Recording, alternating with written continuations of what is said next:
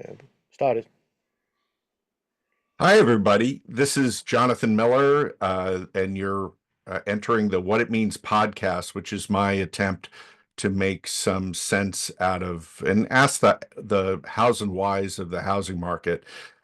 Today, we're probably going to spend more time on tariffs than anything else. But before I do that, for those of you that don't know me, I am the co-founder and CEO of Miller Samuel Real Estate Appraisers. We've been around for 40 years. Pretty crazy. And I've been the author of the Douglas Elliman Report series for more than 30 years. And boy, I feel older as I continue to say this. And I'm also I teach market analysis at Columbia University. I've been doing that since about 2018, and I'm the author of Housing Notes. You can go to housingnotes.com, and I usually write about 3 posts a week on issues that are going on that are important to the housing market. And I've been writing a lot about tariffs over the last couple of weeks, and I expect I probably will continue to have higher coverage or on that topic than I probably ever dreamed of.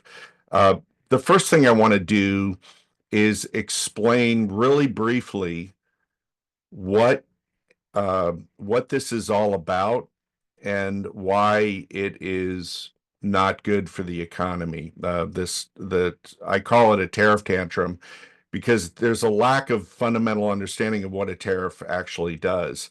So what's happening right now with all the tariffs that are being issued, and I know they're on a 90-day pause, but there's still retaliatory tariffs from other countries coming back at us. There's a lot of words being thrown around. I think what you have to remember is it's really based on almost nothing. It's just saber rattling. And what I mean by that is if you went to the grocery store today and bought a loaf of bread and took it home, you now have a trade deficit with that grocery store of, a couple dollars. And and so that's literally the premise of this entire exercise. And so what it does is it has a lot of people scratching their heads and confused. And we're in the housing world, the audience here, and as am I. And it does have a direct impact on the housing market, or has the potential to have a direct impact. The thing is, when you think about uh, sort of the U.S. being the the sort of trusted financial house of the world, what is happening is that is being deteriorated, and we are not the sort of go-to because we're not understood. No one really understands the strategy or plan behind this because, frankly, there is no strategy or plan. It's just saber rattling. The problem with all this is that this effort is some sort of attempt to bring us back into manufacturing, to restore manufacturing. But as I've said in prior presentations, we're really not, as an economy, we're really not built for that. And what that ends up doing is, um, uh, you know, essentially creating manufacturing jobs that are going to be, a few dollars an hour because that's what the global rate is. Uh, and also, iPhones are going to cost $10,000. It's sort of bizarre. So the reason I bring this up is because the idea here is to, you know, in terms of the context of housing, is to bring down interest rates. And effectively, what the tariff tantrum that we're experiencing is doing is keeping interest rates elevated. It doesn't mean that we won't see rates slide or fall towards the end of the year, um, as the economy becomes more and more damaged by uh, alienating trading partners. But it is a big concern. And so to bring this forward to the actual housing market, uh, just out of curiosity, every month I track the new signed contracts in a couple of markets that are in Douglas Elliman's footprint. And so that would be the earliest way for us to tell whether this is impacting a specific market or not. In other words, a new signed contract is a contract that was signed in the month that's reporting. So I've done it through yesterday, April 21st, and prorated it over the course of the month, over the course of April, as if April were a complete month. And what we are seeing, at least at this point, and this is not the entire US or the whole footprint of the entire US housing market. But in Manhattan and Brooklyn, what we are seeing right now, and probably because mortgage rates haven't surged, and we're arguably a little bit early in the process, but so far it's had no impact. When we look at new signed contract activity, we're seeing year over year, again, it's prorated for the entire month of April. We're seeing a year over year gain in contracts over last year if the month were completed. And the other thought that I had, because we also track this, is new listings. And new listings are listings that are brought into the market during the month of reporting. So just for new inventory coming into Manhattan and Brooklyn in the month of April, prorated over the course of the entire month, inventory coming in seems to be normal. Now, the reason I bring this up is because on prior calls and prior podcasts and prior interviews that I've done, and I talked to a lot of reporters through the course of the day and weeks that we've been going through this, is that there are real estate agents that are saying that listings are being pulled from the market, delisted, as you were. And I don't doubt that that isn't happening, but that always happens. And if it's presented in a way that that infers that the tariffs are the reason for it, the actual data, at least for now, isn't showing it.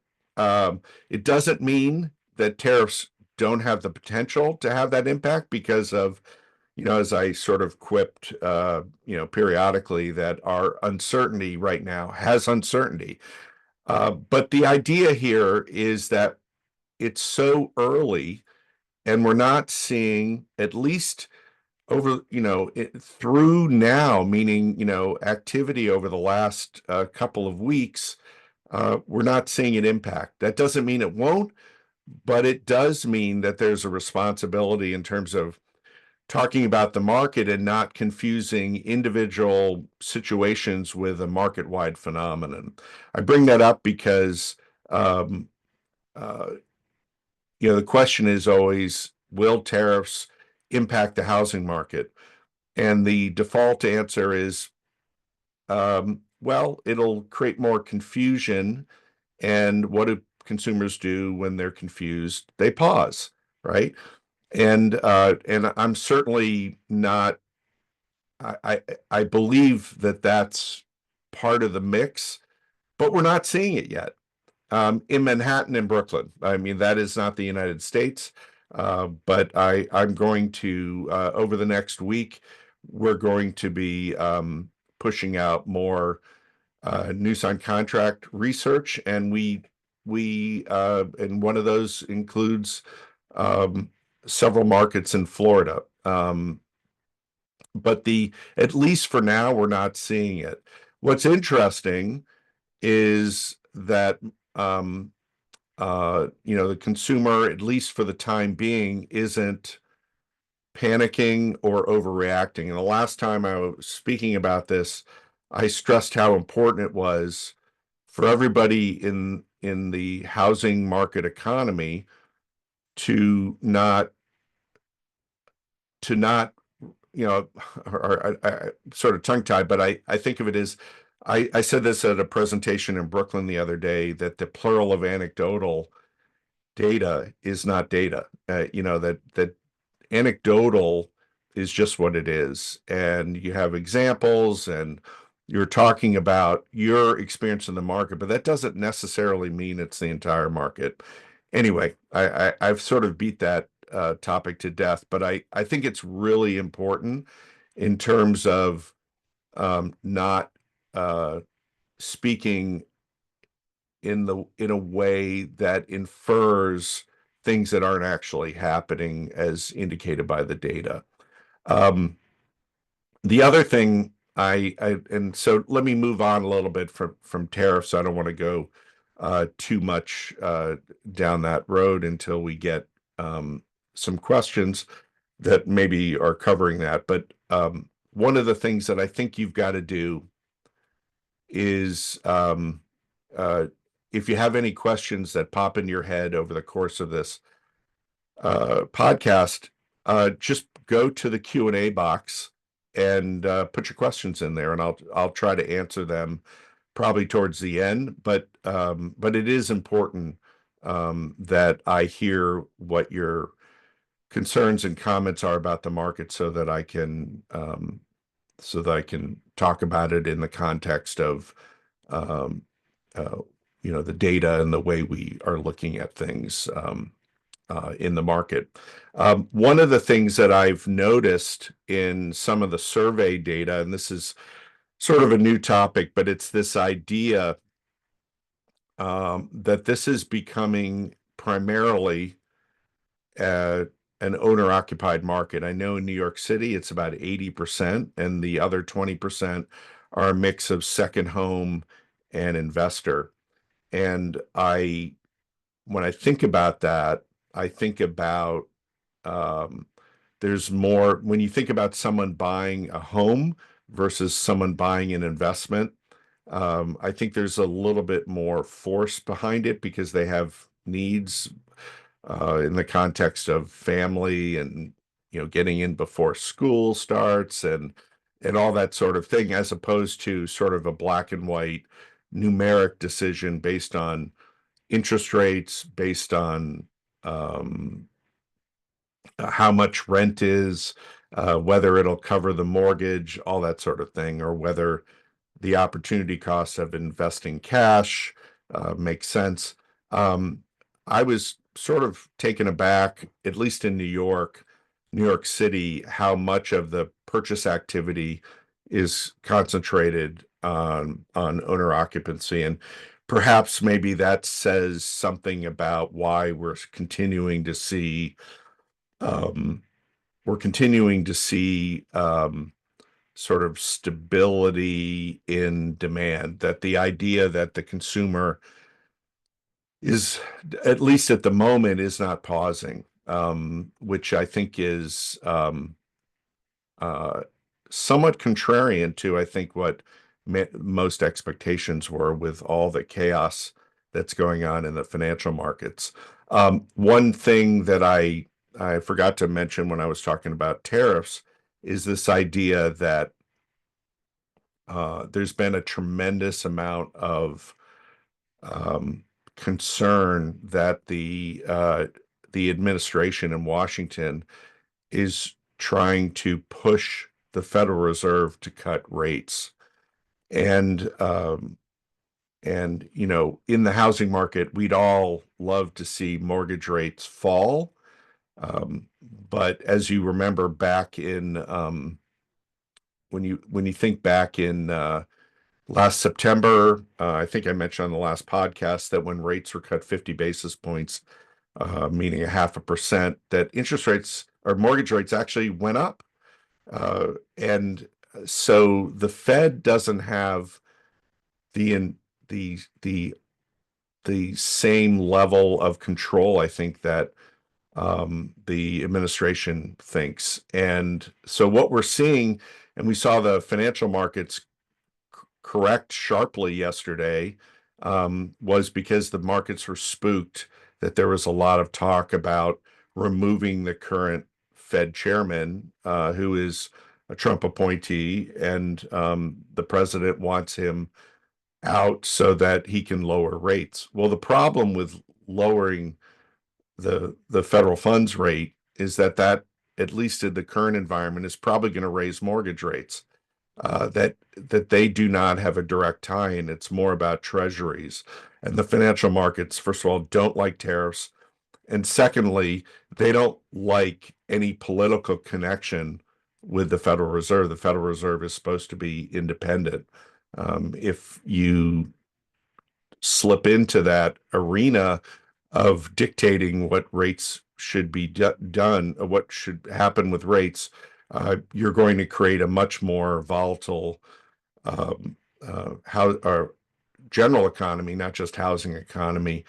And and as I've said in the past, all we care about, or not all we care about, but most of what we care about is to not have these wild swings in financial markets seemingly every day or two, because what that does is spook the consumer, spook the home buyer, eventually. I think now the situation is so extreme in that regard that I think for more people than less people, that there's an assumption or expectation that this will somehow end. I'm not so sure about that. That'll end sooner than later. I'm not so sure about that, but it is a day-to-day experience. Um, I I have a question here that came in, that I think the holiday distorted the market reaction, even though whether um, people in our market, the uncertainty has to make a difference. It has interfered with buyers for one of my listings for sure, which sort of makes my point. But again, I'm not seeing it in the data yet, but it could be. It could be something that we'll see. Either way, this is not healthy for the environment and for the housing environment. And I just urge everybody in terms of their interactions with the consumer to not assume anything. The data is the data. You've got a lot of great data at your fingertips as well, and use it in the best way you know how. Here's another comment. I don't think the general public has a full grasp on the cascading domino effect of the tariffs and the DOGE changes. They're they are tuning out to some extent. And that's a valid point. The idea that there's been, sort of the news cycle has been overloading us and many people are tuning out. The way that I look at it is I still feel I have a responsibility to understand what's going. What's going on. I just don't go down any rabbit holes. Personally, I don't watch any cable news. I, all my, I am hardly doing social anymore. And I'm focusing almost entirely on, good news sources that are not politically sort of angled. I just want to get to the heart of what is actually happening. Um, I think when we think about, why are we talking and why are we talking about tariffs? Why are we concerned about them? Won't this just solve something? And I think the answer is no. There's no plan. There's no strategy. There's a fundamental disconnect in understanding what tariffs actually are. And tariffs are a tax on the American consumer. And with that extra burden of expense that is probably coming because tariffs won't probably be fully removed from the zeitgeist of in this current administration. I think you have to be keeping current on it as well, because your people you're interacting with are going to be thinking and talking about it, just like I'm sure you are, and I know I am. And the more informed you are, the more informed your clients will be, and the better decisions they can make without sort of this fog of tariff war sort of hanging over them. Um, I'd also like to say that when we think about this period of time, we're now in April. We're well into April. We're 3 weeks into April, and this is a real, um, uh, you know, this is the moment from April to May is when we see contract activity really kick in. And so I'm going to be watching very closely. We're going to be publishing in the first week of May the next round of our monthly new signed contracts. Um, I think it's important um, to really focus on the actual numbers. Actually, sorry to bounce around, but somebody just jumped in and said, "What news sources do you utilize?"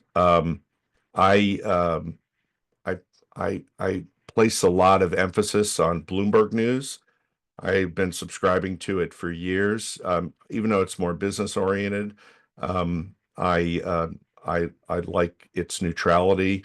I do read the Wall Street Journal and the New York Times every day. They're sort of cancel each other out politically. And I also look at the Financial Times. Financial Times has been doing some really great coverage on the impact to the American consumer because they're looking at it from a different perspective. They're outside the US. So the Financial Times is also a great resource. And then I read a lot of magazines. The Economist is one that I read quite a bit. Everything else is, that's extracurricular to that is probably, I'm, I'm sure I've missed some things, but I'm sure it's, that alone is like almost more than I can absorb in any one day. So, but the idea here is to focus. I'm just trying to avoid going down rabbit holes when I read the news. I think that's important. Um, Here's another question. I'm watching what is happening with bonds, treasuries, and the strength of the dollar. If the US loses its brand value as a safe haven, we will have difficulties. So this is the part I probably didn't articulate very well early on, is that we globally for, almost a century, 80 years plus, have been a global safe haven, meaning that America was trusted, our relationships, our agreements with other countries were honored. And now that's all being thrown up in the air. We don't really know what the outcome of all this um, chaos is going to be. But the bottom line is that if we lose our safe haven status as a country, especially in the financial world, then it's going to become much more expensive for the consumer over time. Interest rates are not going to be or will be higher. It is not a good thing. I don't understand why this is all happening. There is no plan. There's no plan. There just isn't a strategy other than seemingly stable saber rattling. Um, yeah, someone made up the point that foreigners finance our debt, which is true. And that's one of the theories of other countries selling the treasuries when we last week when we had usually when the stock market goes down, the bond market goes up, and they were both going down. And the theory is that countries are selling our debt. That is way over my pay grade to be able to parse that out for you. But it's all under the sort of branding of uncertainty. A good friend of mine who's actually a very good person to follow. Barry Ritholtz. He writes a blog called The Big Picture, and he has a radio show called Masters in Business, um, where he basically, when asked the question, what is, um, what do we, how are we going to deal with this uncertainty? And his description was, he prefers to call it a lack of clarity, because in reality, we really see uh, uncertainty every day of our lives. And it's just certain levels, some periods it's higher than lower. The problem we have now is we don't have answers to any questions. So that's um, so it's more than uncertainty, it's a lack of clarity. And lack of clarity is the way to think of it. We just don't have answers. And so if we had answers, consumers can process and move forward. Yeah, that's the idea. Um, I I I hope that makes sense. Lack of clarity, which I like, even though uncertainty is sort of the word of the zeitgeist right now. Um, Ultimately, uh, the way I think this looks to be playing out, and honestly, who knows? Because I'm not going to tell you that we're going to have dramatically lower mortgage rates in 6 months, and the economy is going to boom or whatever. I have no idea, and frankly, no one in the world right now has any idea. But let me just give you some logic. Um, is that what is happening right now with Doge, with the layoffs, which we don't even know if all those layoffs are going to um, be finalized, because some of them were deemed illegal by the courts.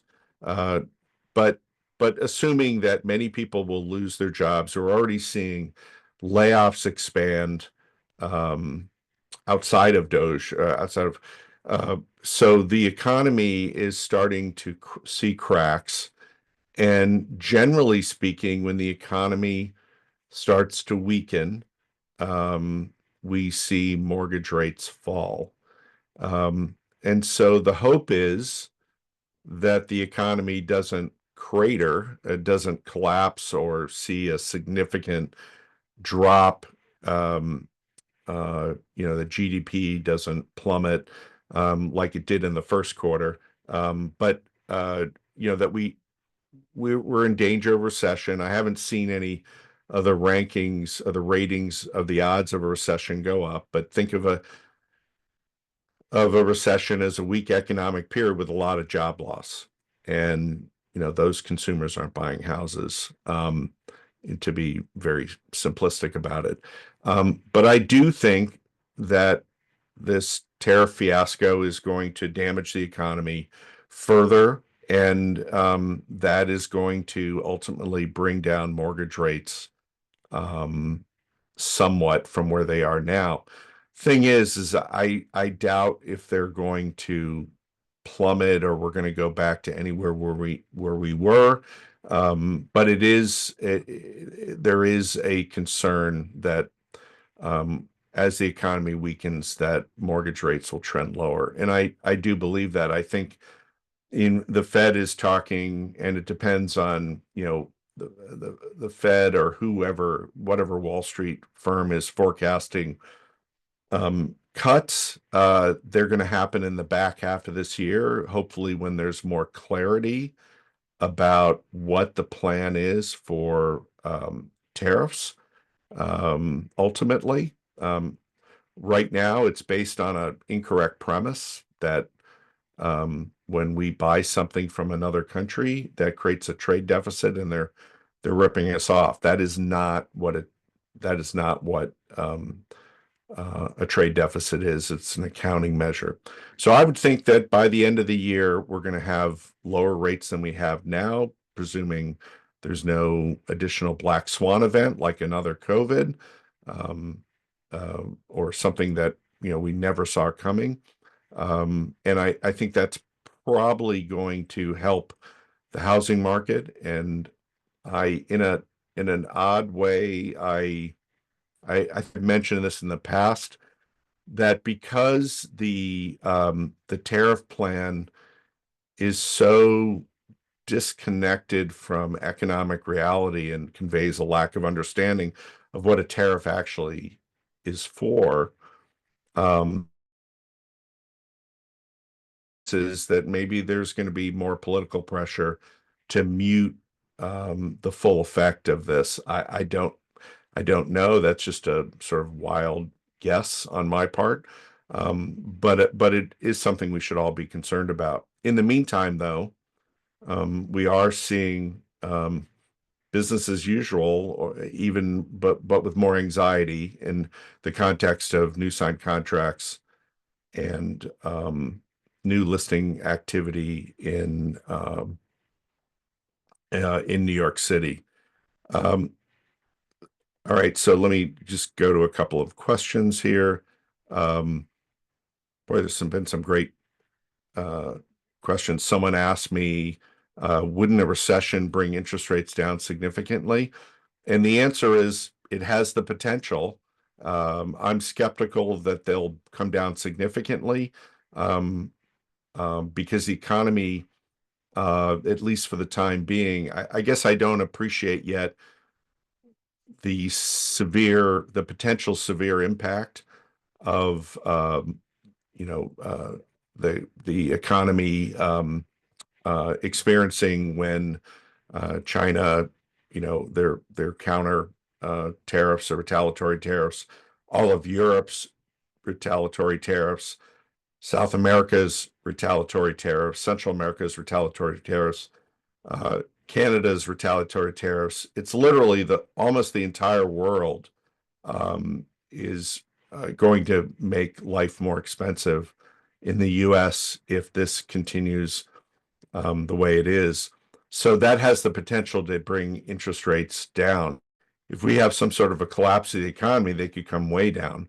But I'm somewhat skeptical that we're going to go that far.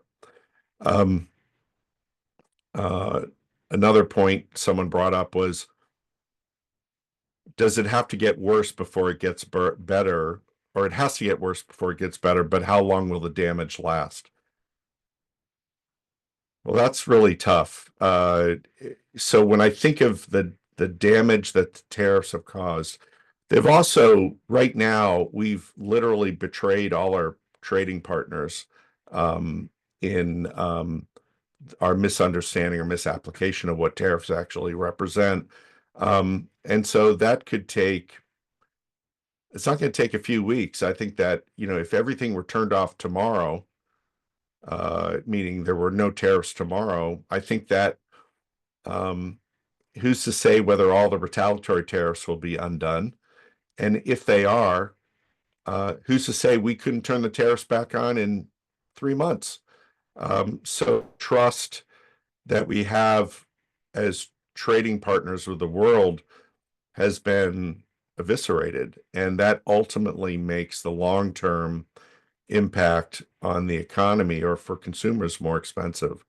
I I hope I'm wrong, but I don't think I am. There's a question about interest rates, uh, that why do we think that interest rates are going to go up? And I I would say I would say first of all, the clear answer is I'm not sure. Um, but I know that the fact that if there's a sell-off of by foreign or for countries outside the US, that is going to drive um, if there's a flood of selling, that lowers bond prices and raises yields. And so that's the concern. To the individual investor, with all the volatility in the financial markets, typically what happens is an individual investor moves into bonds. They don't just put their money under the mattress. if they're uncomfortable with the volatility of the stock market. And so when they move to the bond market, that drives prices higher, which makes yields lower, which is tied to mortgage rates.